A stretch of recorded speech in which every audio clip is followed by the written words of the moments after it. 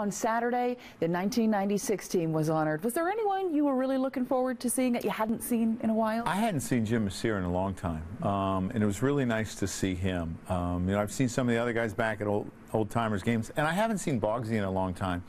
And the image in my mind, besides the pile up on the mound, is Bogsy on the horse. And they showed that through some of the video clips, and it was good to see again. Now, the interesting thing that I learned on Saturday, because he actually joined the Yes booth, was that he was terrified of horses. Everything.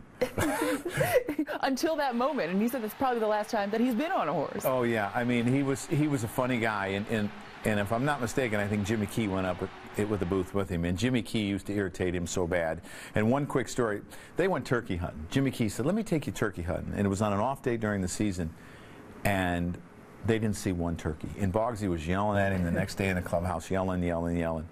So Jimmy Key went out and bought a frozen turkey and put it in his locker the next day and said, "There's your turkey, Bogsy." And he just had a way of irritating him and having a lot of fun with him, and it was very enjoyable. When you think about some of the iconic images from that championship, you have to remember Charlie Hayes. Yes. Catching that final out. Is that an image that kind of sticks with you? Never forget, because it seemed that he had went over to the dugout and two foul balls by Lemke and almost got him. And then you see his graceful high stepping, is the way I'd like to refer to it, after he catches it. And what you see, it's a little kid. It's a little kid that is excited that they just won their first ball game, and then you're getting to go get an ice cream cone or something after.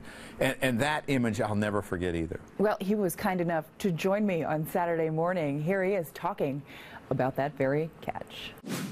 There are iconic photos from that '96 season, but you think of that final catch that you made. How much do you still replay that in your mind?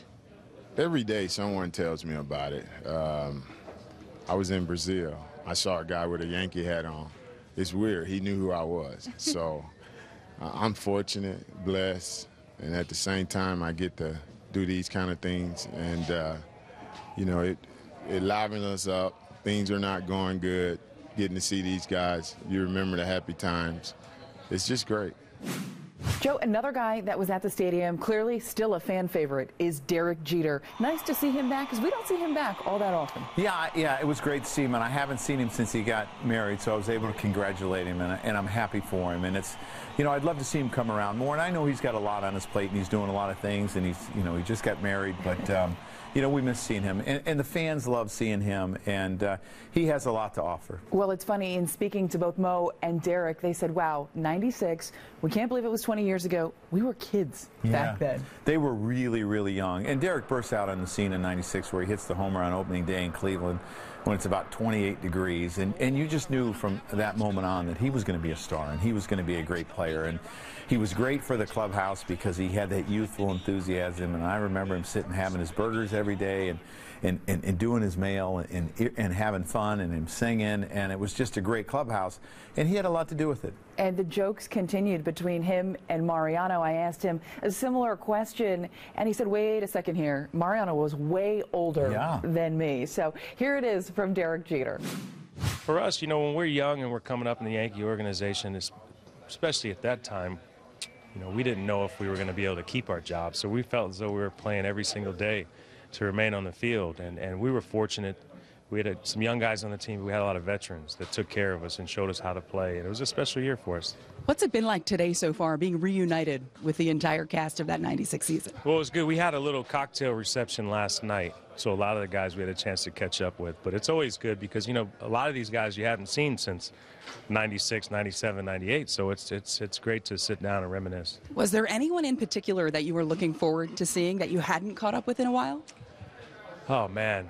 A lot of the guys I've seen, I learned how to have fun and enjoy the game from Cecil and Tim Raines and, growing up, obviously watching Wade play and Charlie Hayes, and the list goes on and on and on. Tino, we've been friends for a long time. Obviously, Andy, Mo, Jorge, we came up together. But just seeing everybody in the room, once again, is good for us.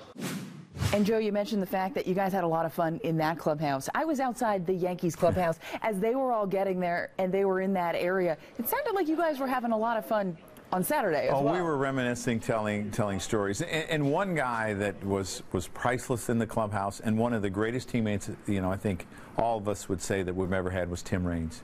And he used to irritate Paul O'Neill every day. Every day he'd walk by his locker and just kind of hit him. And Paul would get mad at him, and Rock would say, "What are you going to do, beat up a little guy?" And it's a guy that I truly believe is a Hall of Famer, Tim Raines, and I don't think he's gotten the credit that he deserves, and I hope he gets in, but we had some fun with Rock. Here's the thing, though. In those years, in that day and age, was there anything that didn't irritate Paul O'Neill? No, not really. 3 for 4, and he only had 3 singles. That irritated him. They didn't have a double or a home run. So, but that attitude was infectious because everyone in that clubhouse expected so much from themselves, and when you weren't performing, we all knew it, and we stayed on each other.